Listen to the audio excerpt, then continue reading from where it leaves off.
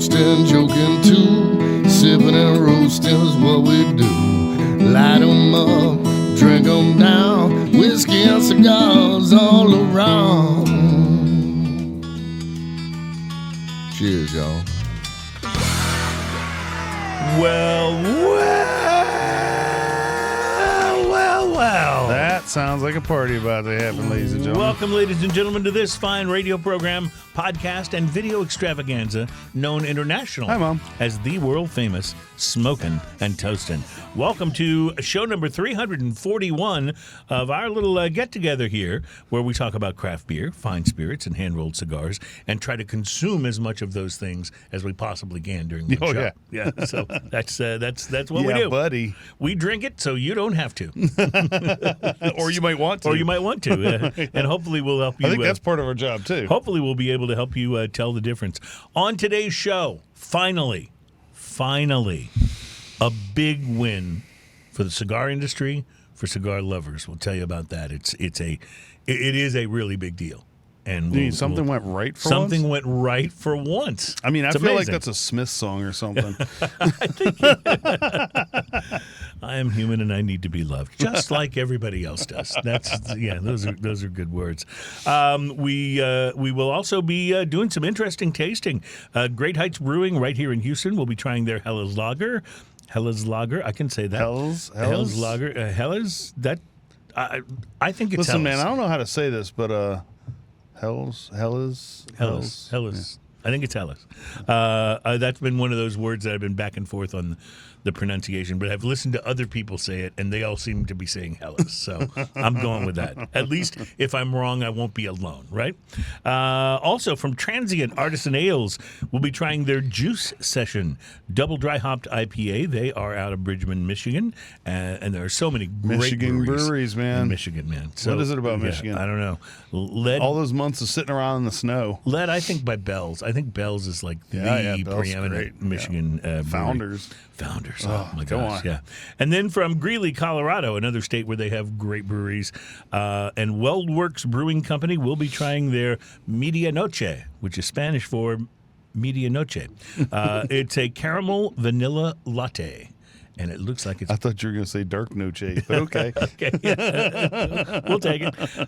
It's a caramel vanilla latte, and it's reasonably high in ABV, so I thought we'd save it for last. I love that stuff. And we'll be looking forward to it. Also, here's another one I can't pronounce. Ron Gobernador. It's a 12-year rum from Cartagena, Colombia. So I don't think we've had a Colombian rum on There's the show a lot before. of syllables in one sentence. Yes, it is. I just like saying Cartagena because I remember watching this Michael Douglas movie years ago. And I just loved the way he kept pronouncing. He would say it over and over. This is going to really blah, blah, blah in Cartagena. The way he said it was just like, you just wanted to hear him say it again. I like Michael Douglas. He's getting very old, though. And then again, so am I. We will be bringing you the most popular segment on the program. That doesn't come until a little bit later, but we will be bringing you drinking news. And today's drinking news teaser headline is... Welcome to Cruises, Believe It or Not. Don't you believe it? And we'll be looking forward to that. I think it's a very different drinking news today, I will just say. Well, it's just being used today. Yeah, I know. So we did have a guest last week. We want to definitely thank him because he was a great guest. Will Brooks, the Tequila Herradura brand ambassador, was here.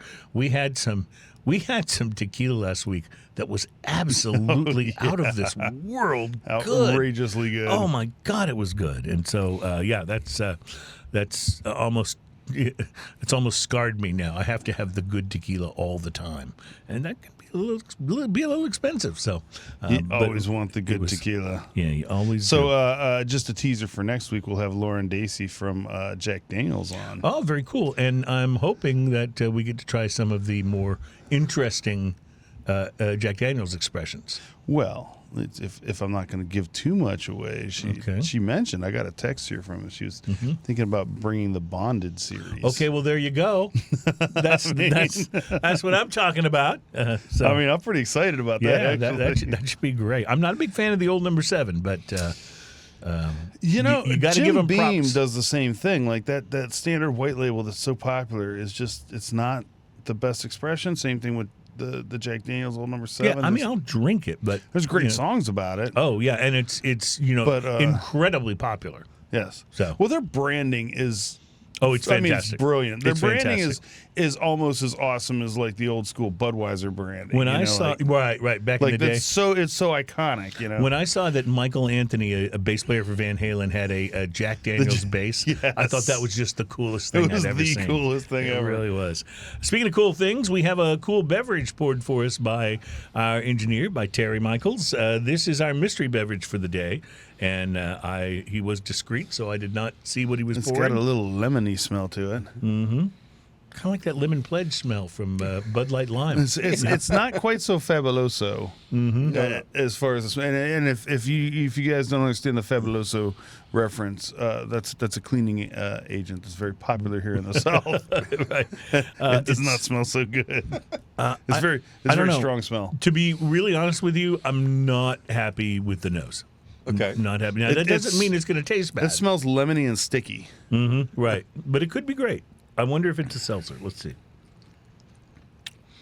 Okay. It's more lemony than I was expecting. Yes, and the lemony taste is definitely better than the lemony smell.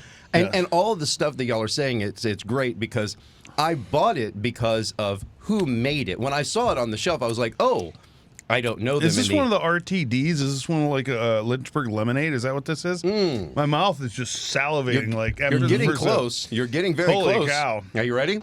Okay. Yeah. Oh, what do you got? Let's see what this is. It's actually drinkable. It doesn't have that weird aftertaste. Simply Lemonade apparently makes a Simply Spiked lemonade. Simply Spiked lemonade. I drink the Simply Juices and stuff all the time. All the time. Yeah, and I never really thought great. of that. I didn't know they made anything that was spiked or alcoholic at all. And I saw that and was like, oh, I like, to do some of the spiked lemonades and stuff every once in a while. And yeah. I actually think it's pretty good. Like I was a little put off, I will admit, by the nose. Yeah, the nose has a little bit of a floral, cleaner kind of scent to it. Right. It kind of, Lemon Pledge has forever carved a niche into my smell brain. Like when you smell this certain smell, you instantly think of the furniture polish. That smell is part of the zeitgeist. I mean, I believe it is. Yeah. And I'm not kidding. Bud Light Lime tastes like Lemon Pledge. Mm-hmm. It does. Mm-hmm. It's horrible. And unlike a lot of its other counterparts, it actually has flavor. It's not a good flavor. I remember, but it is flavor. Well, we got into an argument over this when we did the light beer blind taste test. Me and you were about to throw down, man. We got into a real argument because you said, well, compared to all the other things, you were rating it higher. You said, You said at least this has flavor, and I said yes, but the flavor sucks. But at least there's something. Bad flavor. Yeah. So you'd rather have bad flavor than less flavor? Anyway, but a little bit like staying with an abusive girlfriend. Sort of. Yeah. Like the abuse that is better than the unknown. Yeah. I don't know. She keyed my car, but hey, she said she was sorry. At least she did something. Yeah. Exactly. No, I actually kind of like this. I would drink this, especially with the temperatures we're having now. This would be a very refreshing. This one's oddly rare in that the more that you drink it, the more I like it. Actually. I agree with you on that. The first sip was a little off-putting because of the nose, and then once you get the flavor in your palate, it's actually pretty delightful, and it doesn't really have that awful, unnatural. I was going to say, pass the can over here so we can show people fake what this sweetness. It's also an enormous can. Yeah, it is. My God. And it's at least 5% juice. It says right here on the can. That reminds me of when that means it's 95% something else. When I was a kid growing up. Yeah, that reminds me, when I was a kid growing up, my mom used to buy us High C. Remember High C fruit punch? Oh, yeah. And they proudly emblazoned on the side of the can, at least 10% real fruit juice. At least 10%. Okay, so the marketing on this is hilarious. This is naturally flavored with other natural flavors. It reminds me of, do you ever get like a pizza either delivered or you take the rest of it to go from just a cool little local pizza shop, not like a Domino's or a Pizza Hut. And they have these boxes, and it always cracks me up. The boxes talk about made with the best ingredients. Yeah. we bake with the best and leave it to you for the rest. But it's so generic that any pizza shop can nothing. Any pizza shop can use it. We use only the finest ingredients. Oh, thank you for that. So I want to run down a couple things for you on this Simply Spiked, and it is delightful. It's pretty good, but it's 5% juice, and it's 5% alcohol by volume. So that's 10% of this is juice and alcohol. And what the hell is the rest? Well, you got to figure there's water, right? Bubbles and water. Water and bubbles and water. Yes. So.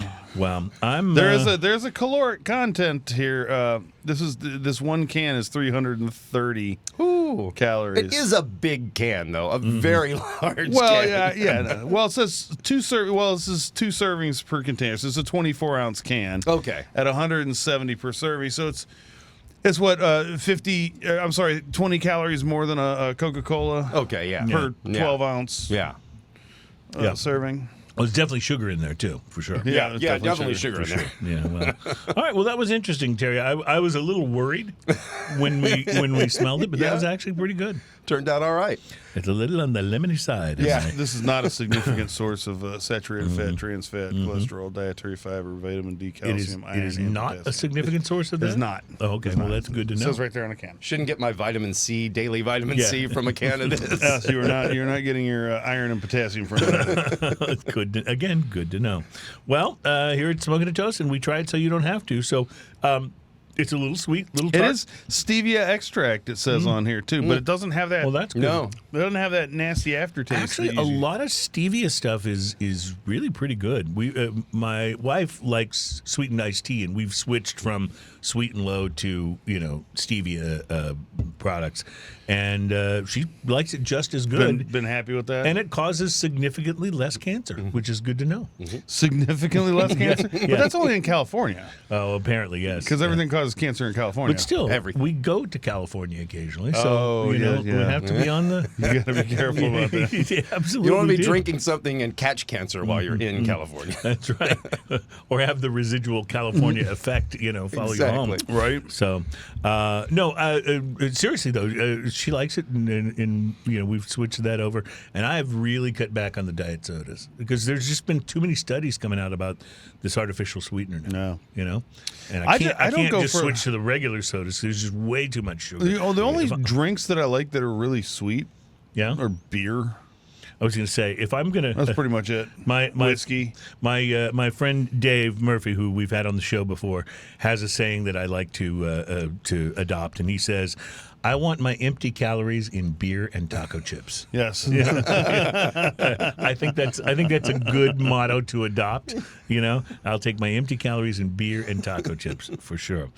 So other things we may try to get an opportunity to talk about on the show today, and I'm really interested in this one. It has begun. Anheuser-Busch has started selling off some of their craft breweries. So now it's a trend. Yes, and now it is a trend. So we'll talk about that a little bit. We'll see what they have sold off so far, and wouldn't it be interesting? Because one of the craft breweries they bought was Karbach here in Houston, and wouldn't it be interesting if Karbach went back to being an independent brewery? It would be interesting to see what might change in their beers. It'll be interesting to see what happens to the distribution because they're everywhere now. Well, in the region, they're everywhere. And I will tell you, hats off to them because they are everywhere. Yeah. Like in the region, they are. You can't miss them. So. You can't get away from them. So we'll talk about all of that, plus the rating of the top 50 craft breweries in the United States on Yahoo. We'll try to get to that as well. It's Smoking and Toastin'. We will take a break and be right back with more tastin'.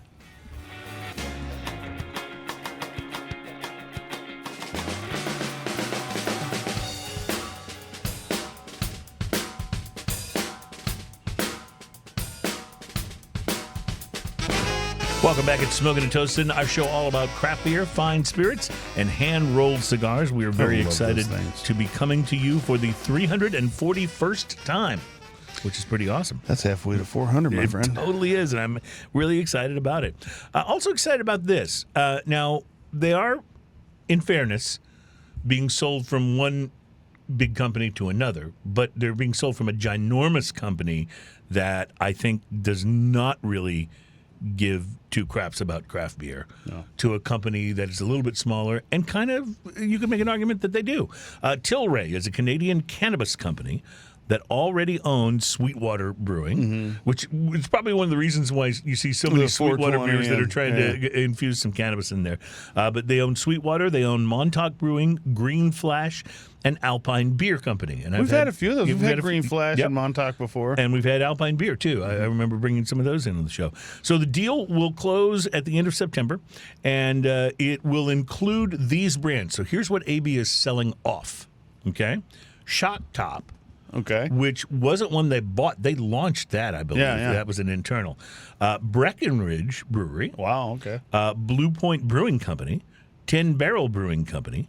Red Hook Brewery. Wow, okay. Which Red Hook's been an AB forever. For a long time. It didn't start that way, but it was one they bought before this latest influx of craft beer breweries that they did.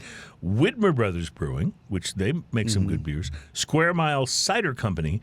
And Highball Energy, which is an energy drink line that AB actually discontinued in May, but they're selling the goods for that brand, as well. yeah. Yep. Purchase price is equal to about $85 million in cash, according to an 8K filing by Tilray, and the transaction will include the current employees, breweries, and associated brew pubs.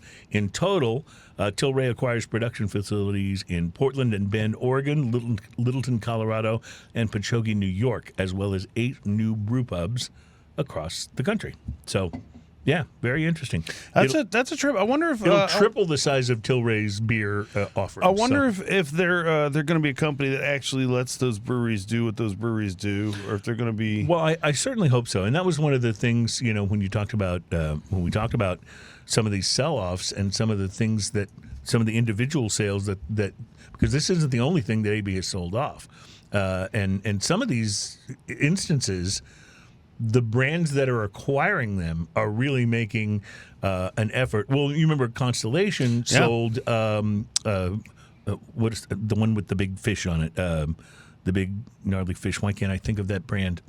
With the big gnarly fish? Yeah, they do the Sculpin IPAs. I'll think of it. No, I know what you're talking about, and I'm blanking on it. Ballast Point. Ballast Point, thank you. My brain is not functioning as well as it used to. Matter of fact, it never did function as well as it used to. But anyway, those were sold, and the brewery that bought them, went public and said, we're going to make a commitment to restore the integrity of this brand and restore the recipes to what they once were. So I think that's exciting. And, this could be good. Anytime you see a boom, it happened in cigars. You see a boom, and then the boom kind of ends. And when things settle down, usually they're in a better place than they were before the boom. Because I don't think it's a crash. Kind of what's happening. It's not a crash. No, it's not a boom and a crash. It's a boom, and then you're right. You see a lot of articles about how the craft beer boom is over. Well, that's not necessarily a bad thing, if it is. But craft beer is still growing. It's just not growing as fast as it was. And what's interesting to me, though, is AB took their position in craft beer by buying, Karbach and all these other breweries as a kind of a way to hedge their bets a little bit against, okay, if this is going to be the big growing segment of the beer industry, here's what we're going to. Right. Here's how we're going to taking 2% of our market share. Let's own it and take it ourselves. So it's interesting seeing them go the other way. But then again, AB's got their own problems right now, and cash flow is down. So there is that. All right, we're going to take another break. We will be back in just a moment. I smoked a really interesting cigar that I'm excited to tell you about, and I have a feeling you may have a similar situation. I got one to talk about. All right, we'll do that when we come back. It's Smoking and Toasting.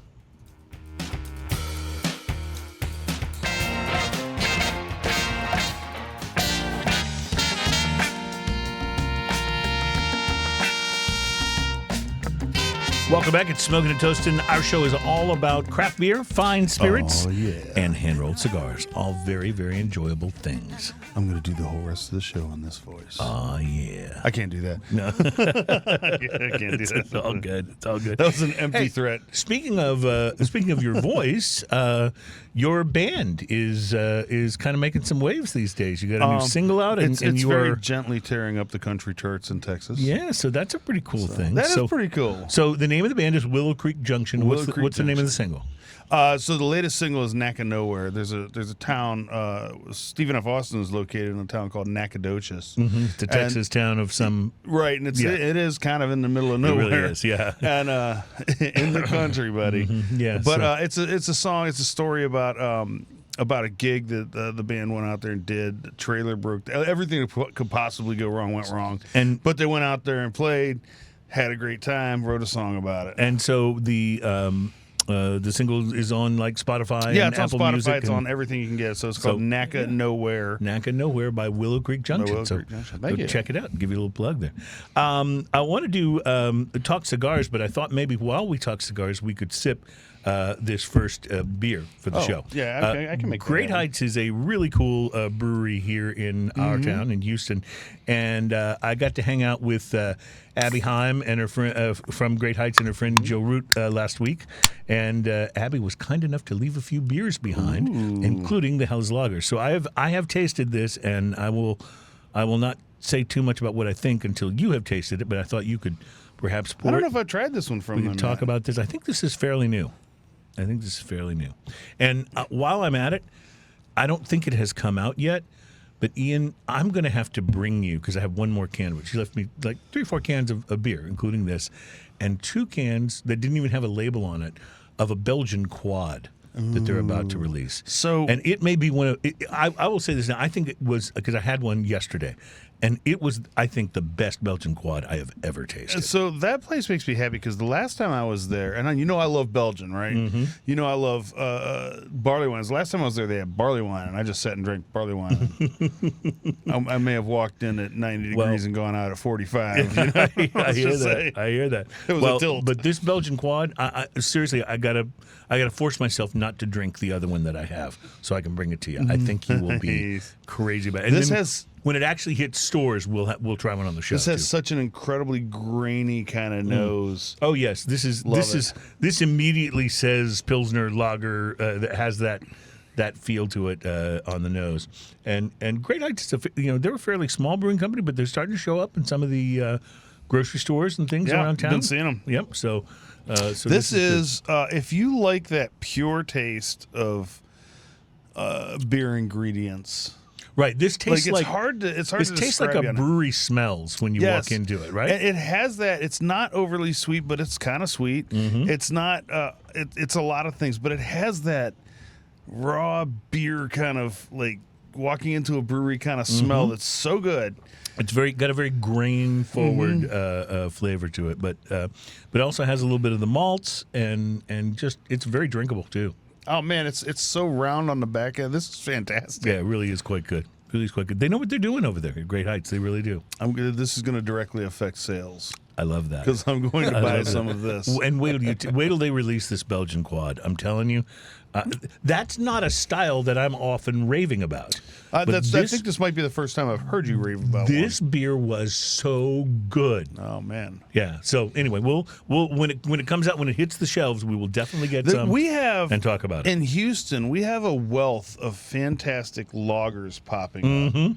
And I will tell you it's been a real year for lagers. I would love to try this right next to equal parts lager beer, which is also very good. I think is one of the most fantastic lagers that there is. And also so I would love to try them back to back because this is that kind of good. Yeah, it really is. Really good. So speaking of good, have you had the opportunity to smoke a cigar you found interesting this week? It's funny you should ask.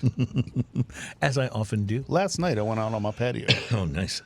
You'll be able to tell from the pictures because they don't look like I'm in the cigar lounge like I usually am. And you may look a little sweatier. I may look a little sweatier. I said I got a little fan sitting out there. And the funny thing is I forgot to turn the fan off one night. And I have a few outdoor cats. I forgot to turn the fan off one night and walked out the next day, and they're all sitting in front of the fan. so I just leave the fan on now. I'm like, it's a 24-hour fan until it dies. Great. For the kitties. But I'm sitting out. Right. I'm sitting out there in the dark with my cigar, so I have a few cigars in my humidor that I've been saving kind of for cigar review stuff. You know, like this one. This one's going to be like interesting, so I'm gonna do a review. And one of them was Aganorsa leaf. I got the Aniversario Corojo Lancero. Nice. This is a crazy look at this picture of the cigar, man. It's like almost the entire cigar is covered with this sleeve that they put on it and these two bands. You only get to see literally the last like 3/4 of an inch of the cigar. By the way, I look up and go, wow, as if I'm looking at that, which lets me know that Adam will put it over here put the picture in the the post when he does the video version of the show. There's a sense of humor in there somewhere. So this is a 7.5 by 40 Lancero. Mm-hmm. The wrapper is a Nicaraguan Corojo, binders Nicaraguan, fillers Nicaraguan, so total Puro here.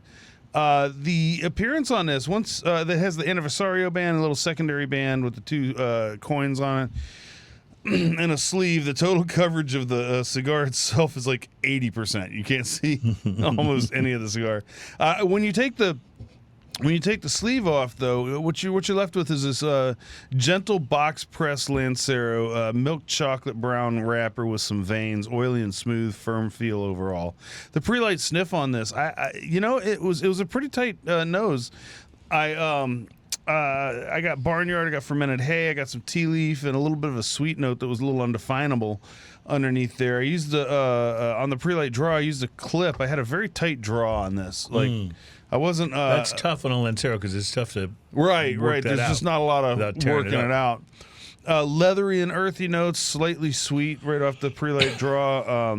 The initial light on this, I got the total Nicaraguan pepper breeze. Breeze. Oh, I like it. It wasn't a blast. It's it was a different sort of an NPB. Yes. It's a Nicaraguan pepper breeze. I like it. Spicy pepper with sweet coffee, leather on the lips, retrohale is peppery and sweet wood. The first third of this draw is still tight. The wrapper is delightfully toothy, though. Pleasant leather and wood backed by spicy pepper and earth. Underlying sweetness keeps the spice in balance. Pepper leaves a little tingle on the tongue. Retrohale is sweet cedar and pepper. Solid ash, good burn. Nice. The second third of this, a bit of baking bread and an earthy sweetness sit just behind cedar dryness and increasing white pepper. A nutty note appears while the strength ramps up. The draw opens up slightly and reveals coffee and stronger cedar. Sorry, my thing jumped. I lost my place. Reveals some coffee and a little bit stronger cedar. Retrohale is sweet cedar and white pepper. Solid ash, good burn. The last third of this, the draw opens up a little bit more. Good. So now I had about a medium draw on this, which was okay because it got less annoying as the cigar went on, which is the opposite of what usually happens. Exactly. Right? Yeah, I know. So draw opens up a little bit more. I got some brown bread and peppery spice contend with cedar and a slight sour note. Coffee and leather weave in and out, along with tea, nuts, and earth. Retrohale is peppery and woody with a sweet nuttiness. Solid ash, good burn. This cigar is $13, and it's a Lancero. I really, really hate to have a gripe about it, but the draw was real tight. It did for a $13 cigar. Open up a bit. Yeah. And so while I was really tempted to mark it below 5, I'm assuming this was a one-off, and the flavors were good enough to put it back up to a 5. I'm going to give it a solid 5 on this one. So you feel like you got your money's getting what you're worth. paying Yeah. for. Okay. And even with my draw being a little tight, it got less annoying as we went along, and I was pretty happy with that cigar. Kinda Great like me. flavors. It's kind of like me. I have a tendency to get less annoying as we go along. Yes, you think so, huh? First- I mean, of course you do. When you first meet me, though, oh, man, it's rough. It's really, really rough. Well, I had an interesting one this week. I smoked an H. Upmann No. 2 Hispaniola by Jose Mendez. This was the Bellicoso. And Hispaniola is the...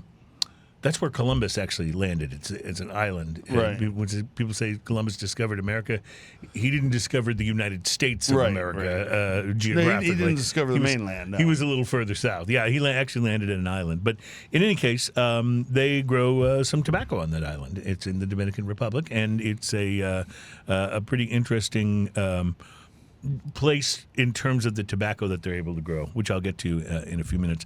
H. Upmann cigars always seem to use a very, very kind of like understated presentation, nothing too glaring or shiny on the boxes or bands, just a sophisticated H. Upmann logo, classic color combinations. The brand, H. Upmann, has been around for a long time, but in the recent years, they've begun collaborating. The H. Upmann by A.J. Fernandez is a favorite of mine. Oh, yeah. And for this particular cigar, They teamed up with master blender Jose Mendez. It uses an Ecuadorian Sumatra wrapper and then Dominican binder and filler, including Olor, Pilotico, and Andulo tobacco. Andulo tobacco is indigenous to the island of Hispaniola and is rarely used for handmade premium cigars. It undergoes a special fermentation process that helps to accentuate the qualities of the leaf, and so that's what's in this cigar. And it looks just like a very normal Torpedo Bellicoso cigar. The pre-light gave me the note of a freshly mowed field of grass and hay. You know that it's almost like a tiny bit damp. Just from a little drive through the country in the morning. A little barnyard, a little earth. I used my cigar scissors to snip the top, and gave it a little fire to get it going. The first puffs were all about toast, so much that I thought about actually coining the phrase Dominican toast blast. But then I thought better of it, so I won't be trying to go there. The Hispaniola Torpedo pretty quickly settled into a flavor groove for the first third, with the toast remaining, but not being quite so dominant. The initial third gave me a nice balance between savory and sweet, with a meaty and peppery kind of note being balanced by cream, nuts, and the aforementioned toast. The pepper left a pleasant tingle on my tongue, and the retrohale reminded me of toasted almonds. So all kind of coming together pretty well. Sounds pretty good. Second third was just as good, nicely complex, very enjoyable. Notes of dried fruit joined the party, cedar and cinnamon, as well as the taste that I was getting from the first third. The Torpedo smoked well. The burn was a little wavy at times, but never problematic. The strength, which kicked off at a almost mild to medium, was a solid medium by the end of the first third and continued to kind of grow as the cigar smoked. Yeah. By the final third, I was actually becoming really impressed. I'm not sure how I missed knowing about this cigar, because I think it's been out for a while, and I've probably seen it and just never actually picked one up. I've seen it. I haven't tried it. Wonderful complexity, crazy notes of all kinds of flavor that would come and go, but all kind of held together by this savory sweet balance that makes it a really wonderful experience to smoke. The Upmann Hispaniola starts out just north of mild and grows in intensity to almost full by the time you are done smoking it, which I thought was interesting, because last week I had that cigar where half of it was mild tobacco, half of it was full, and kind of had that same experience, right? Anyway, a very impressive smoking experience. It's a $9 to $10 cigar at today's prices, and it's absolutely worth it. Sometimes it's easy to sleep on the more traditional brands like H. Upmann, but Jose Mendez has blended them a winner with the Hispaniola. Definitely recommended, and I'll go with a 6 price to quality. It's that good. Awesome. Even at that price, I'll go Yeah, with I'm it. totally picking one of those up. You were directly affecting sales. It is. Honestly, I really enjoyed this cigar. That's 2 out of 2 today. Very different from kind of my normal, what I usually smoke. I usually go for more the earthy chocolate, kind of leather and those kind of flavors in the Nicaraguan tobacco type things. But I really enjoyed this, and I will be buying more. Definitely. Nice. Definitely. You mentioned it's real easy to sleep on some of those bigger brands. It kind of brought that to my attention. A couple days ago, I went out to fire up my grill, and I had a Romeo, Romeo Juleta, and I was like, "This is a dang good cigar." Yeah, I know. Nothing wrong with this. You're absolutely right. And when I first got started in cigars, those were the brands that I smoked. They were the easiest ones to find generally, and you would read about them and go, "Oh, this is a legitimate, a reputable brand."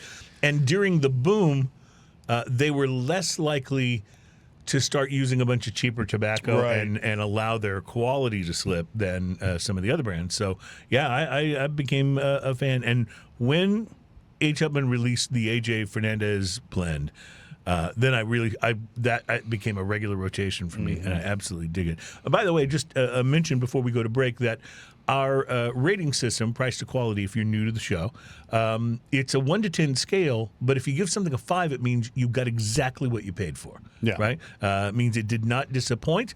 If it rates above a 5, it means it actually outperformed its price range. Yeah, this is a sliding scale. And if it rates below a 5, it could still have been very good. It just maybe wasn't as good as what you paid. As good as price. Yeah, this is more of an experience scale than a rating scale, so to speak. And that's the reason I gave this a 6. Ultimately, it was the experience of the cigar. It was just a very enjoyable. If you get one of these, I recommend save it for some time when you can really sit down and savor it. Yeah. Absolutely.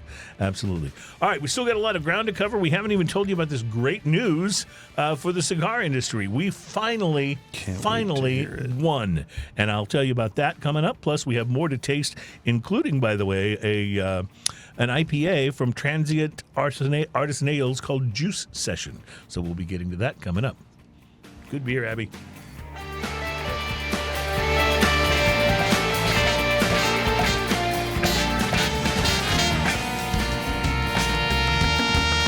Welcome back, my friends. It's Smoking and Toasting. Our show is all about craft beer, fine spirits, and hand-rolled cigars. Too, yes. And for anyone who's getting the show on broadcast and the station only takes the first hour of the show, I want to let you know that even though we'll be bidding you goodbye shortly here, you can always hear the second hour of the show by going to our website, smokingandtoasting.com, or you can pick us out on any of the socials. You can get us on Instagram or on Facebook, or just go to YouTube. Smoking and Toasting. Yeah. Put us on in the background.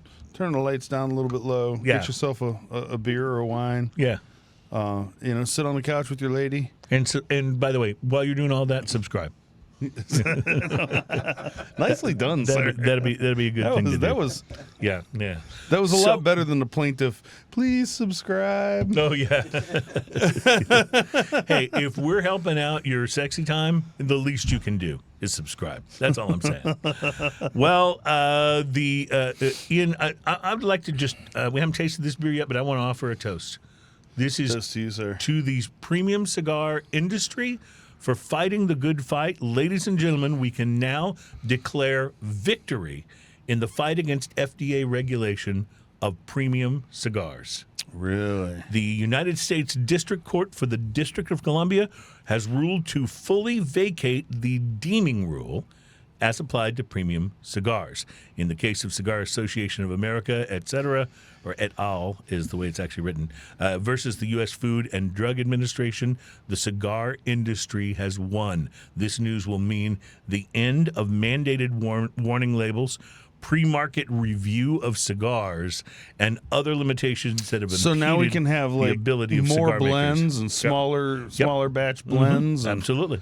These things have impeded the ability of cigar makers to work freely, and cigar makers are exuberant. Rocky Patel said, "It's been a very difficult and challenging journey, years of hard work, relentless dedication to the cause, and much financial strain." Rocky Patel works so hard at that side of it nowadays, really does. And he's so passionate. And he says, finally, this cottage industry is saved from the illegal, ambiguous, and overreaching regulations. Now we can focus on making great quality cigars, and you will have the freedom to enjoy them for many years to come. Oh, man. Carlos Fuende Jr. says, by a few of us never giving up and putting our money, time, heart, and soul on line, we all won, even when so many others thought it was senseless. Now with this very meaningful victory, everybody wins. So is this the end of the 1/3 of the... Yes. Yeah, where 1/3 of warning every label had to beautiful cover 1/3 of your ornate cigar box has to be covered with this big government warning thing. Yeah, David Newman of J.C. Newman called it a huge, huge day for premium cigars. And Lito Gomez, the maker of La Flor Dominicana, says, early on in the fight, I started saying this was going to be resolved in a court of law just because we were right. Yes, that's amazing. So there was a whole bunch of companies, like right before that was instated. They went and named a whole bunch of cigars and kind of created these ghost brands because that was the only way. Like if they could get them in and grandfather them in before that law, that's the only way they could start putting out these new blends under those names that they're picking. We were in the humidor at Stogie's here in Houston, and we were talking with Jorge about this, and he was saying that a lot of them literally released like less than 50 boxes of a thing. Amount of boxes, so they had the name. And he said that the cigars in there might not even be what the cigar blend winds up being when they finally decide to go into production. But that puts an end to that. Now they can come out with experimental blends, and it doesn't have to go through this incredibly long process. Exactly. And that's I'm so happy for that. Plus, that's the cigar amazing. industry has spent millions and millions of dollars and hours of time on this fight.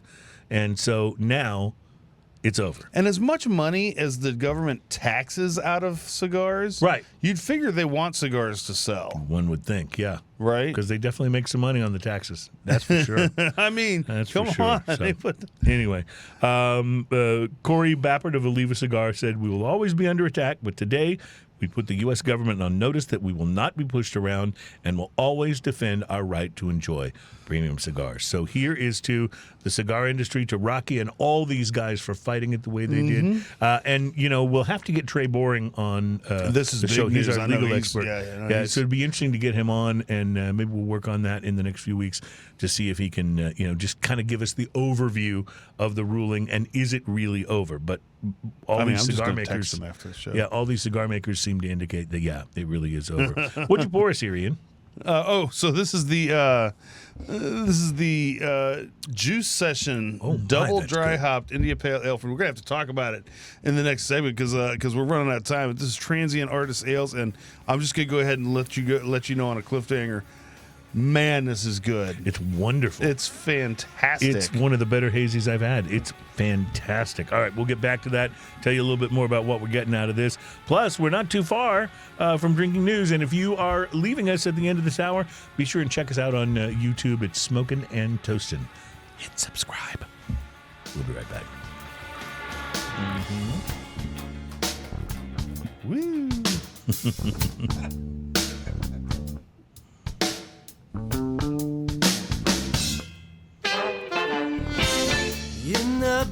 Welcome back. It is Smokin' and Toastin'. We are so proud to be coming to you today with all this good news for the cigar industry and with another fantastic beer. Oh my God, this IPA Transient is delicious. Artisan Ales crushes it with this Juice Session double dry hop India Pale Ale. The balance on this is impeccable. It cannot be pecked. I dare you. It is coming in at 6% alcohol by volume. Not much more information on this, brewed in Bridgman, Michigan. But this is an outrageously good. It really is. Juicy IPA. It is as citrus as you can get without it being ridiculous. You know what I mean? It still is balanced. It's got a nice hoppiness to it, but nothing about it is bitter. It's just absolutely beautifully balanced. Which is, it doesn't leave you bitter. It's got a little bit. It's just fantastic. It's Transient is out of Colorado. Bridgman, Michigan. I'm telling you, man, these Michigan brewers know what they're doing. You gonna send this can back for 10 cents? Only if they refill it again. That would be great. I would take that deal. Right? When I was a kid, my mom lived in Michigan for a while, and we used to do that, get all the cans in Michigan. I was like, this is fabulous. You can't do this in Texas at all. Oh, no. We did it when I lived in Massachusetts as well. You would when you would go to the Cappies, which was the big liquor store, you would take your bags of aluminum cans and you'd stand in the front and put them in, and then it would spit out a ticket. You're like, oh, I got $5 off the beer I'm about to buy. Exactly.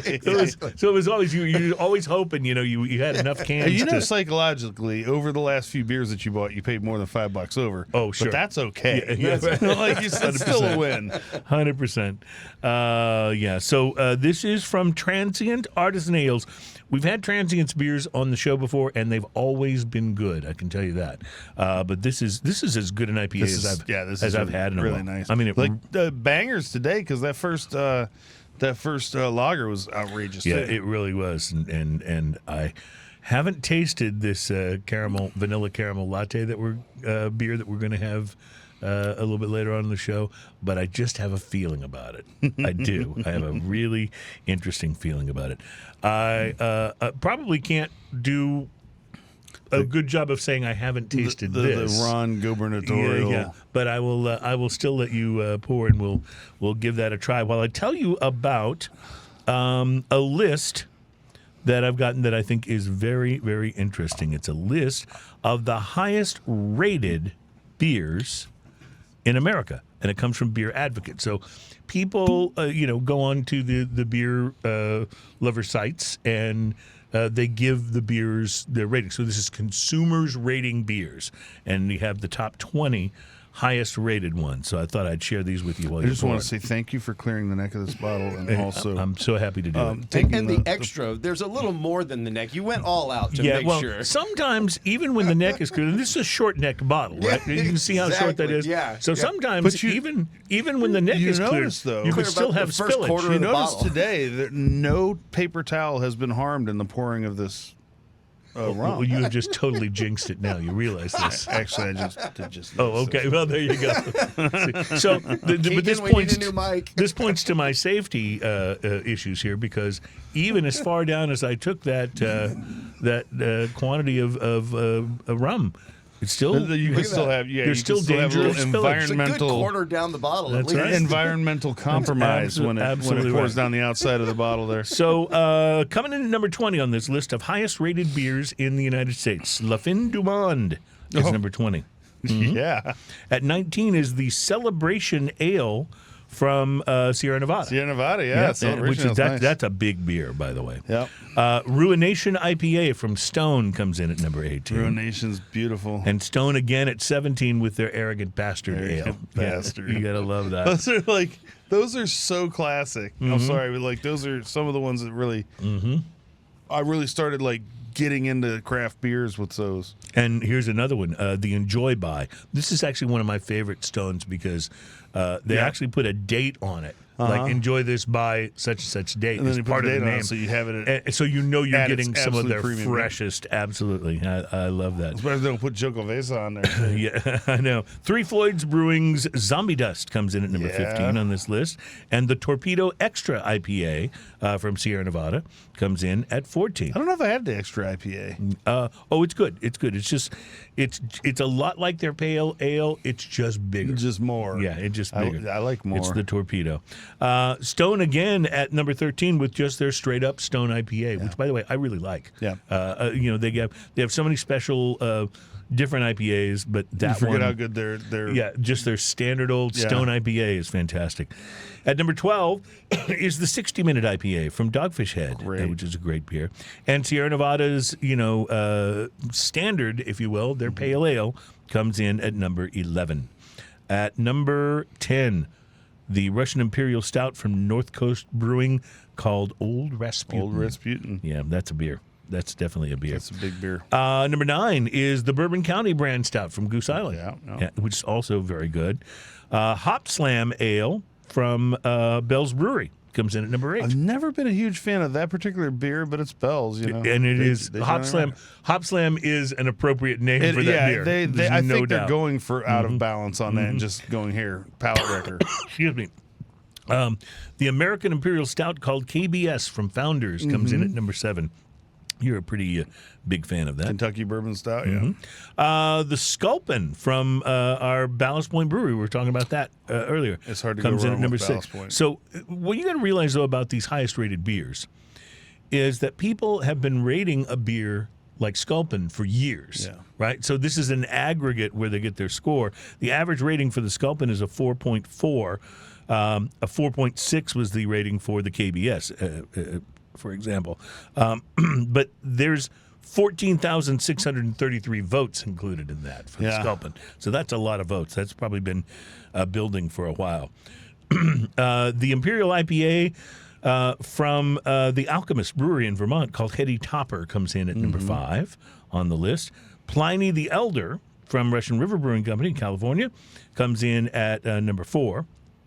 At number 3, the Two-Hearted IPA from Bell's. Brilliant. Just highly rated. Brilliant. Number 2, the 90-minute IPA from Dogfish Head. So those top 2 are my absolute favorite IPAs. Yeah, the last 2 that we talked about. Yeah. Well, I think you're going to be pretty excited about what came in at number 1. The highest rated with 17,908 votes and an average rating of 4.5. Founder's Breakfast Stout. Oh, so good. Their oatmeal stout. So, yeah, isn't that cool? So good. Yeah, I like it. I dig it. So I thought that was a very interesting list. And I thought it was good because it wasn't one of those where it's a list of 20 and 18 of them are beers no one has ever heard of outside of, one of the reasons these beers all made this list is because they had to be highly rated by a lot of people. Therefore, they have to be beers that are available widely. Right. Instead of being really cool things that somebody discovered but you can't get outside of Idaho or something. You know what I mean? So, anyway, I thought that was interesting. So, Rum time. I poured us the Rob Gobernador, I think. Gobernador. Yes, I'm having a little fun with the name. It's a 12-year rum from Cartagena, Colombia. Aged in American charred white oak barrels in Cartagena. Distilled from molasses. Mm-hmm. Not a lot of other information on here. They got some awards, Spirits 2016 silver medal, and a gold from something that's hard to read there. But so not a lot of information on the bottle. On the nose, there's definitely some wood. Mm-hmm. Some oak. The oak, the molasses, and I'm gonna say this. And you're going to laugh. And a little bit of tire fire. You're right. I laughed.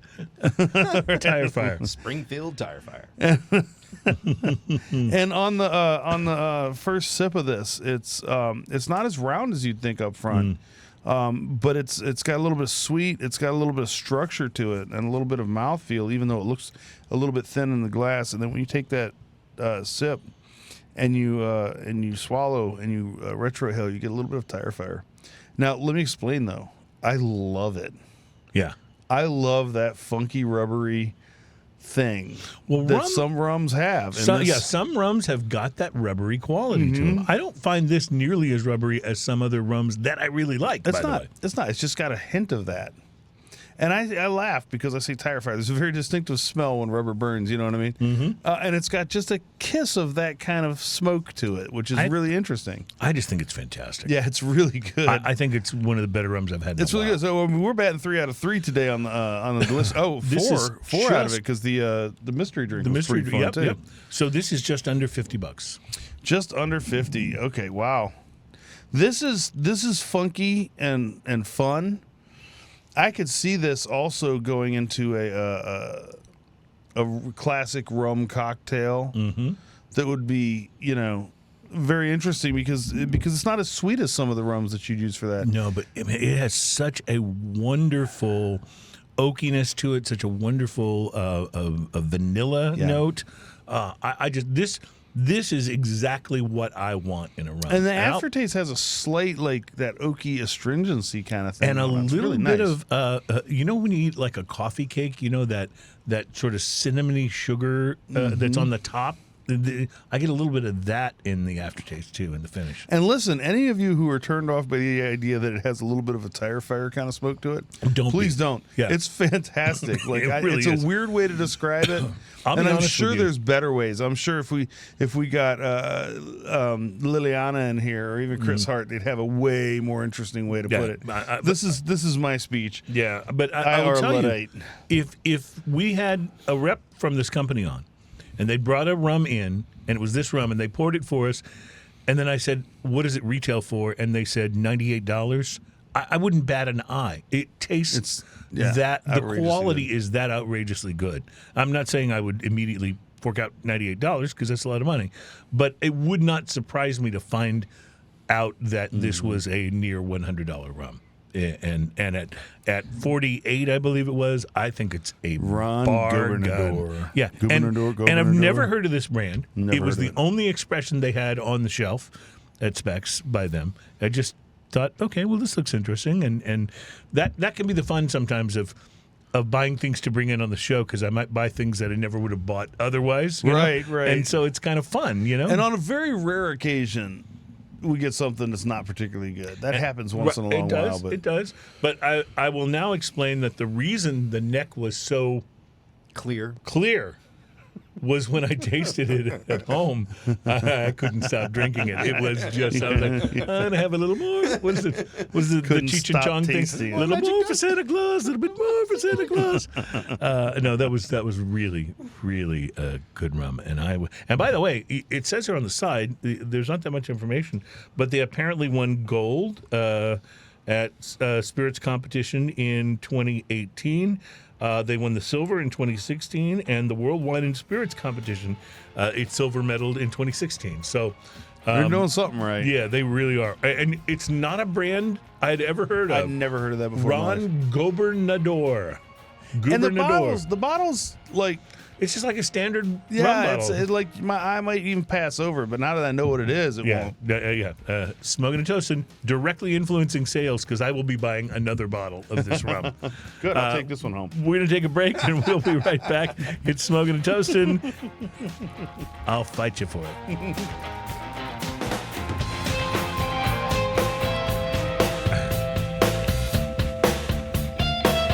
Welcome back. It is so nice to be with you on Smoking and Toasting, our show all about craft beer, fine spirits, and hand-rolled cigars. And those are all things that we rather enjoy.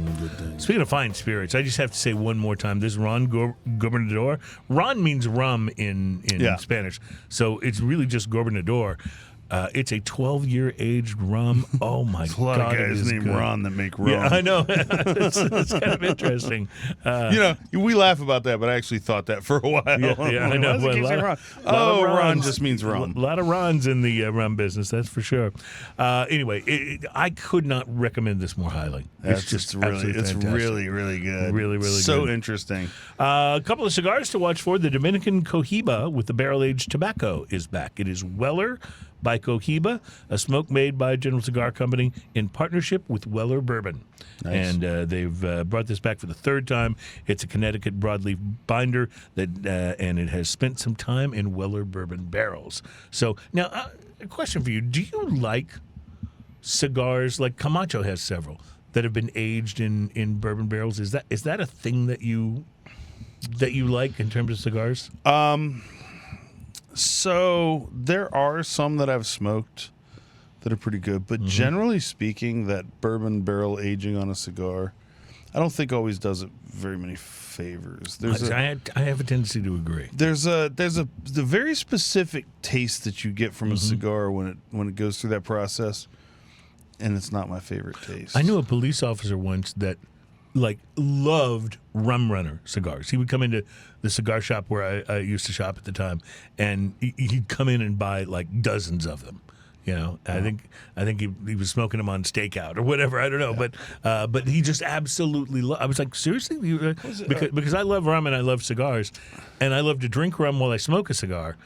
But I don't think I want the taste of rum from what was the company? Cigar. Ted's Cigars had the ones that were Maker's Mark infused, and they were infusing them. They were either infusing them or they were barrel aging them or whatever they were doing. It's a business, and those cigars are real pretty and they're kind of cool, especially if you don't know what you're looking for in a cigar. They come in a nice tube, and they've got the little Maker's Mark. Yeah, they got wax. which is super cool, but. Yeah, there's something about that bourbon flavor when it's in a cigar that it's not my favorite thing. I love bourbon with a cigar, but I don't think I want bourbon in my cigar, generally speaking. But each his own. Weller by Cohiba was introduced back in 2021 as a cigar meant to be paired with Weller Bourbon. But last year they changed the concept and did the barrel-aged binder. The binder this year is barrel-aged as well, only the blend has changed. I will tell you can find some cigar and spirits pairings that are just out of this world. But I also really liked, Perdomo did a whole series of 4 cigars that were meant to be paired with different styles of beer. Right. I remember that. And they were all very cigars, interesting. yes. They were good cigars, yes.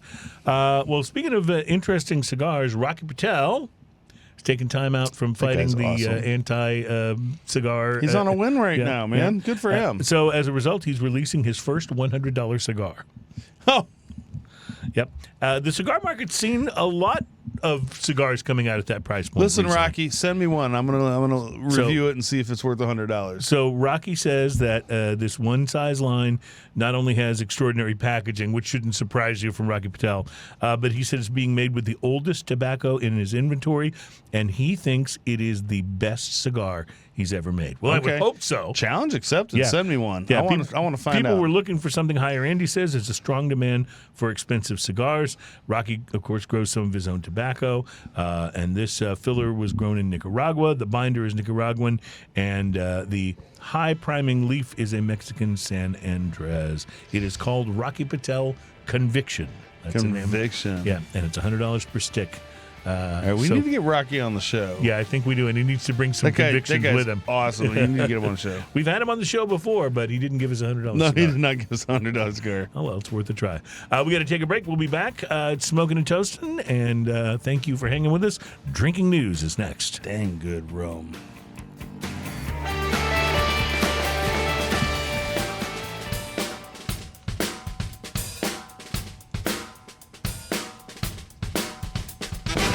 Welcome back to Smoking and Toasting. Our program is all about craft beer, fine spirits, and hand-rolled cigars, and, a few other things from time to time. Ian is playing along with the bumper music. I like it. I may have heard it before. Yeah, I was going to say. It's like part of the song. I know, it really is. You should have put some ukulele on that. Who knows? You could... Yeah, could still be a thing. Welcome to our show, ladies and gentlemen. We are so thrilled to be bringing you our 341st installment of Smoking and Toasting, which is halfway to 400. That's amazing. But 341, of course, includes the missing mystery episode, which Yes. I get a little verklempt about when we talk about it. So we'll have to go over that another time. Anyway, we could try to recreate that. I don't remember what the first episode was where we did Drinking News. I just know that ever since then... It was in the 180-ish. Yeah? I think range. I just know that ever since then it has taken off like crazy. And every week I scour the universe for a story that might work for Drinking News. And my sole goal is, will this make Ian laugh? Because if I make you laugh, it feels like it's been a successful... I feel like you've done something. Yeah. It was, however, I will point out... those are rules to live life by. I will point out that this week's, because I always want to give credit, if you send me a Drinking News story that I can use, not only will I... st@rfcmedia.com. That's right, st@rfcmedia.com. If you send me a Drinking News story that I can use, I will make sure to get your address and send you an RFC Media, I'm sorry, not an RFC Media, but a Smoking and Toasting bottle opener, which I don't have one in my bag to show you, but you've seen them on here before. It's a very cool, the long bottle openers like the bartenders use in Stick bars. a magnet on your fridge and you stick this right to the magnet. You're all Boom. good. It's a wonderful thing. So, yes, if I use your story, I will absolutely send you that. And who knows, maybe even some cool Texas beers. So, yeah, because I will be very appreciative. That said, today's story was sent to me by none other than Ian Barry.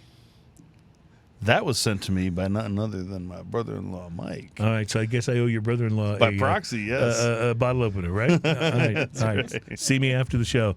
Ladies and gentlemen, against my better judgment, it's time for Drinking News. Drinking news, drinking news. Now it's time for drinking news, drinking news, drinking news. Now it's time for drinking news. A Florida man with one arm said he had a gator for a pet. When asked about his absent arm, he said, I had to take my gator to the vet. drinking news, drinking news. Now it's time for drinking news. Cheers, y'all. Rowdy has such a distinctive voice. The one and only Rowdy Yates, ladies and gentlemen. such a on, I can identify his voice in 2 words. on the Gator vet line. It's awesome. Well, if we're honest about it, and today's Drinking News is going to be very different, by the way. Last week's Drinking News was poo jokes, and the week before was manhood jokes. Oh, yeah. So we're going to go a very different direction today. Might not be as funny, but hopefully we'll give you something to think about. Speaking of manhood, I love this rum. Yeah, it really is good, isn't it? If you're honest about it, most of us would have to admit that we all have at least that one friend, or perhaps more accurately, one acquaintance. You're going to have to narrow that one down. That for me. has a story or stories that are just really difficult to believe. Wait, I don't have a friend like that. Yeah, I bet you do. Since the beginning of time, people... No, hold on. Say it one more time. Okay. Since the beginning of time? Yeah. Very good. Very That's good. what we needed. Since the beginning of time, people have made wild claims about things that may or may not have happened that seem pretty hard to swallow. Now, maybe they're just looking for attention. Maybe they're advancing a particular political agenda. Maybe they're just freaking nuts. That can happen. All three of these could be true simultaneously, by the way. And even here on Drinking News, we know we do share some pretty bizarre stories that can stretch the limits of your belief from time to time. Did the pilot really fly his plane in a pattern that would show up on radar as a man's privates? Does the deceased woman in Mexico really have a gravestone shaped like an erect phallus? Did the man who lost his penis really grow a replacement on his arm? Well, these stories and all of the ones we bring you here on Drinking News have all been confirmed by the news media and are not just stories from parody sites like The Onion. I mean, I do love The Onion, but we resist the temptation to bring you those stories in this segment. So that is why we've checked and double-checked the accuracy of this report, because it does sound very much like something that your tall tale-telling friend might claim happened to him. It's the story of a Texas woman. Sorry, Florida, we'll get back to you next week. A woman from Silsbee, Texas. Silsbee, Texas. It's a little under 2 hours from us here in Houston. Yeah, this woman had an experience last month that does sound like she made it up. But when you say had an experience, yeah, that kind of lends itself to like the Yeah, right, exactly. But it sounds like she made it up, but this has been verified by doctors and by local news outlets. It seems... Did she say, hold my beer? Yeah. I mean, a lot of good stories start that way. And a lot of stories in Silsbee start that way, I believe, if I'm not mistaken. But no, it seems that Silsbee resident Peggy James was minding her own business and mowing her lawn when not one, but two unbelievable things happened to her. The first one, believe it or not, was that a snake fell from the sky and wrapped itself around her arm. Holy flying reptiles, Batman. So you imagine you're just mowing your lawn, and all of a sudden, it's one thing to mow your lawn and see a snake. In Texas, we've probably all had that happen to us. Yeah, I mean, snakes once or snakes twice. are everywhere around here. Right. But this one fell from the sky. And not only fell from the sky, it'd be freaky enough if you saw it fall from the sky and land in front of you. No, it fell and wrapped itself around her arm. I mean, testing my new snake catapult. Well, how do you even explain that to somebody? Right. No. It just That's fell what I'm out saying. of the sky. This is one of those stories. Is that the apocalypse? Right, yeah. Is that the sign? So that's weird enough, right? Oh yeah, that's pretty weird. The snake falls and wraps itself around her arm. But the second thing that happened was that a hawk swooped down from the sky. I'm assuming that the snake came from the hawk and started attacking her. Give me my snake back. Snake was like, I'm latched on. No. Worst day ever. Absolutely. We can only surmise that the hawk was flying overhead as Peggy Jones was mowing, grasping a snake in his talons, and something must have happened that made the bird lose his grip, and maybe the snake bit him or something, and he dropped his potential lunch, which then fell directly on Peggy Jones's arm. Wrapped itself around her arm. And then the hawk's chances? like, you know what I want? I want my lunch back. Yeah. It would appear that the hawk You can't have my lunch money, the Mrs. hawk had Peggy, or whatever no your name is. interest in giving up his reptilian meal and was prepared to fight Peggy Jones to get it back. So, as the ferocious bird began to attack Miss Jones, pecking at her face and eyes, the snake coiled itself tighter and tighter around her arm. God, can it get worse? Yeah. Holy. It was scary and very traumatic, the Texas woman said. I think I just went into survival mode. Jones said she flung her arm, trying to throw the snake off, while the hawk continued to attack her. The bird finally managed to grab a hold of the snake and ripped it from her arm before flying away to resume his attempt to have a pleasant lunch. WTF, my friend. Yeah. The attack left Peggy Jones severely bruised all up and down her arm, with puncture wounds on her arm and her face. Her husband thankfully rushed her to the emergency room where she was treated, and doctors confirmed that despite the seriousness of her injuries, she had not been bitten by the snake, so at least there was that. She's still recovering from the incredibly random occurrence and has thanked the doctors in the community of Silsbee for their support after her I want you to weird think about encounter. this. I want you to think about this for a second, right? As a snake, you're flying up in the sky, right? And you're like, holy crap, I'm about to become lunch. So you reach up and you bite the bird in the ass. You finally get let go. So you got a lease on life. There's a somewhat chance when you hit the ground you're going to survive. Mm-hmm. Now you land on this soft twig, right? And this soft twig starts getting thrown around and starts like trying to beat you against stuff. And Yeah. you're just trying to survive. Yeah. And then, no rest for the wicked. Now Here you comes got the hawk. Yeah. Now you're back in the bird's mouth. Yeah. That poor snake.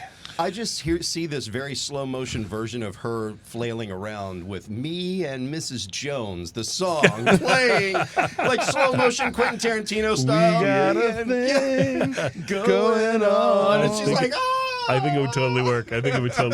Can you imagine if somebody had videoed it? It would be the most viewed TikTok of all time. Yes, for Yeah. sure. Most for viewed sure. of all time. What's that riff? Me and I can't sing. But you got me singing over here, Mrs. Jones. As difficult as the story may be to believe, it is not, in fact, the most outlandish claim of all time. And in this case, her injuries do pretty much confirm that it happened. That's But throughout history, people have made other claims that have been even wilder. In an 1835 report, a New York newspaper, The Sun, claimed that a number of animals such as bison, unicorns, and beavers had all been found on the moon. This discovery was attributed to a renowned astronomer, Sir John Herschel. Later, when this report was proven to be false, the incident was dubbed the Great Moon Hoax. Speaking of Herschel, former football star and failed candidate for Senate Herschel Walker made some amazing claims as well, including that he'd served as an FBI agent and a police officer in the past and produced a phony plastic badge to try and prove it. He was thoroughly debunked. Maybe the padding in his helmet was a little bit deflated. Congressman George Santos claimed he worked for Goldman Sachs on Wall Street and claimed he set up an animal charity and then swindled a disabled American veteran out of money to fund life-saving surgery for the man's dog, which never happened. Dozens of claims Santos have made has been completely debunked. The New York Herald in the 1870s published an article claiming there had been a mass escape of animals from a New York City zoo, killing numerous people. At the end of the article, the author claimed that this news was fabricated to bring attention to the lack of security measures at the zoo. Nevertheless, the newspaper was criticized for inciting unnecessary panic among its readers. In 1726, a British woman named Mary Toft became the subject of great controversy when she claimed that she'd given birth to rabbits. Toft claimed that after her initial pregnancy had ended in a miscarriage, she began giving birth to animal body parts. Upon further investigation, however, her claims were found to be a hoax. Do you really want to be known as that lady? And more recently, Congresswoman Marjorie Taylor Greene claimed that the rampant wildfires in California were caused by Jewish men who owned space lasers that were in orbit around the Earth and aimed them at California forests in order to set the fires that would raise awareness for global warming. Again, thoroughly Wait a and second. completely Is that debunked. sure Semitic that's or fabricated? anti-Semitic? I'm not sure what I want. I'm not, yeah. I Like, don't know. what the heck? Are they Orthodox? All I know is she called them Jewish space lasers. That's what she I called them. love Jewish that. space Jewish Yeah, space yeah. lasers. As if the lasers themselves had a preferred They're religion. Hasidic lasers. Yeah, right. So beware of what you believe just because somebody said it. And please accept our promise here at Drinking News that while we do bring you some outrageous stories from time to time, we will do our best to make sure of the accuracy of these reports. Heck, we only have to look at the state of Florida to reveal that truth, in many cases, is quite a bit stranger than fiction. Reporting live from Silsbee, where I'll let you know that gray-colored aliens have landed and they've given me a formula that will make me irresistible to women. And Salma Hayek has shown up. She's throwing herself at me. Hey, it could happen. Again. My name is Cruz, and that is your Drinking news. Drinking news. That's our time for drinking news. Cheers, y'all. So while we were doing that very long drinking news, I told you it'd be different today. So while we were doing that drinking news, Ian has poured our next beer, and this is the Medianoche. All right. So the first thing about this beer is You know when people are like, "Oh, that beer's really heavy and thick." Mm-hmm. This is the one. This is the beer they're talking about. Huh? This is actually heavier and thicker than most beers I think I've had. Wow, that is motor oil thick. I've had wood glue that might be this consistency. Wow. You've drank wood glue? And no, but I've used it. Okay. Recently. I mean, I'm sure at some point in time. Your thoughts on this It's thick freaking delicious beer from Weldwerks. The finish on this, and what comes back to you after you've swallowed it and just a few seconds have gone by, is this chocolate, like dark chocolate. Oh, it's just indescribable. It's so rich. It is incredible. This beer is amazing. Weldwerks is a pretty rocking little brewery. From And Greely, it Colorado. helps with the translation. Medianoche obviously means, man, that's good. Look at. I just want to show you my cup. Look at just the traces of it, where it's touched the glass when I took a sip. It leaves a dark ring around it. That's amazing. Not a lot of carbonation, but I don't think. No, I mean almost none whatsoever. I don't think you would want it with this beer. It is thick. This is so viscous. If you've ever heard someone say, "I'll be drinking my dessert," this is a dessert you can drink. Is what it tastes like. It's incredible. Yeah. I absolutely love this. This is amazing. It's really, really good. Weldwerks Brewery, Greely, Colorado. I'll tell you all Check about it when these we guys come out. back. And I've had some of their IPAs, and they've been absolutely delicious. But this is something else entirely. As we go to break, I will say, Medianoche. Not sure what that means. What does it mean? I think it means, wow, that's really good. Medianoche. We'll be right back.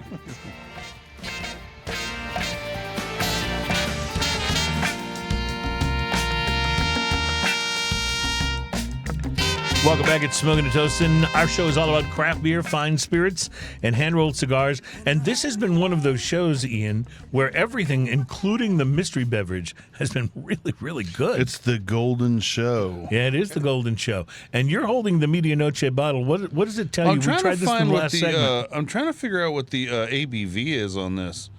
It's high. I can't tell what it is though. If only there was a device that we could ask that was like connected to other devices. Working on it. Caramel Vanilla Latte Medianoche. Caramel Vanilla Latte Medianoche started as a blend of imperial stouts, aged 25 to 27 months in freshly emptied 6-year E.H. Taylor bourbon, 15-year Blanton's bourbon, and 10-year Eagle Rare bourbon barrels. After aging, this blend was conditioned on Madagascar vanilla beans, I was going to say, caramel you get the syrup, vanilla big time in this. the caramel And the syrup, caramel, too. yes, big time, and cold brew espresso, lending heavy notes of salted caramel, creme brulee, rich coffee, and light macadamia nut. CVLM is truly, that's just caramel vanilla latte Medianoche, is truly reminiscent of your favorite iced caramel vanilla latte. Pardon me. I have the answer to your question. Is it somewhere between 12 and a lot more? It is, in fact, between 12 and a lot more.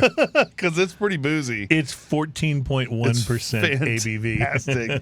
Like if you could see this on the camera, I have a little drip of it on the lip of my cup, And it just stays there. It's like a glob of. It's like it's gelatinous. It's a or something, like globule it's a piece of Jell-O. of liquid. Yeah, amazing. And I'm just during the break, by the way, I went back to the rum after having some of the Medianoche vanilla latte. You got to try this. Going back to the rum is a. Oh. Like those two work well together. Like they're really friendly neighbors right there. Yeah. I will tell you, this bottle was almost as expensive as the rum. I mean, it was. Was it really? It was like I think it was $34. Oh my goodness. Yeah. So. You let it not be said that I don't invest in the show. Yeah, for sure. Yeah, that's. Of course, there's also all the beers that I buy for the show and wind up drinking them before they ever make their way into the studio. So We'll never know. There is that. Oh yeah, there's been some good ones. we will been some never. good It's like this would have been so much fun on the show. Glug glug glug glug. Just saying. But Man, Cruz would really like this beer. Drink. Weldwerks brewed their very first batch of Imperial Stout to age in bourbon barrels right after they opened in February of 2015. So some of their stout has been aging in these barrels for quite some time. This is amazing. And when you go back from the rum to the bourbon barrel stout, this Medianoche, it makes it just this incredible dark, bitter chocolate bomb that's absolutely fantastic. Yeah, decadent even. Yeah, Absolutely this has crazy. been a kind of a decadent show. The IPA was a bit decadent. Even that Helles Lager was like a bit. Man, we're 5 out of 5 today on fantasticness. Yeah, sometimes it happens. Then other times we have Malort. So. Yeah, well, I mean, Malort is the best of its category. Yeah, what is its category exactly? It's some sort of Malort.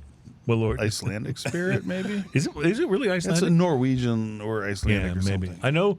I know when I was in Iceland that they actually do this thing where they bury fish under the ground for like years to make it more delicious. And then they dig it up and cook it. So. How would you like to be the first guy to figure that out? Or to figure out just how long is too long. Who was the first guy that figured that out? Like, who is this guy, and why did he bury his fish in the ground before he decided to put these here for a while? What about the first guy that invented cottage cheese? I mean, right. No, seriously? It's a very good point. Really, even the first guy that invented beer, it had to just be a happy accident, right? Somebody with a nervous condition just invented butter. Yeah, right. Exactly. But think about it, even the invention of beer, like. It had to be stuff that was left too long somewhere and fermented. Like, I'm going to drink it. Somebody's like, this is damn good. Here, I don't know what I'm talking about. Let's see what this is and taste it. Yeah, and that led to civilization settling down and becoming agricultural. And thank you, beer. Yeah, thank you, beer. It's exactly right. Well, back in the day, beer, people were encouraged to drink beer because you sometimes couldn't trust the water. Oh, yeah. But once the beer had been brewed, most of the harmful stuff was brewed out of it. That's right. And same thing with wine too. Yeah, wine I still don't trust the water. Absolutely. No, and I can tell you for the rest of today, I'm not going to trust any water at all of any kind. No water will be trusted. Yeah, that's right. It's a don't trust water day. Yeah, we should do a shirt, smoking a toast, and we don't trust water. you say you're Ozarka, but you could be lying. That's right. Well, ladies and gentlemen, thank you for making it through another. What is this show even about? I'm not even sure. Oh, it was about our victory for the cigar industry. There's That's what it was about. And it was about a snake falling on a lady's arm. I have thoroughly enjoyed today's program. Thank you, Ian. Have a great week, everybody. We appreciate you coming here. Next week, Jack Daniels on the show. We'll see what they have Super excited. Tell us about. Yep. Smoking a toast, and thank you, and cheers, y'all. Cheers, y'all. Yeah, you never listen to what anybody else says. Such a stubborn one, I think.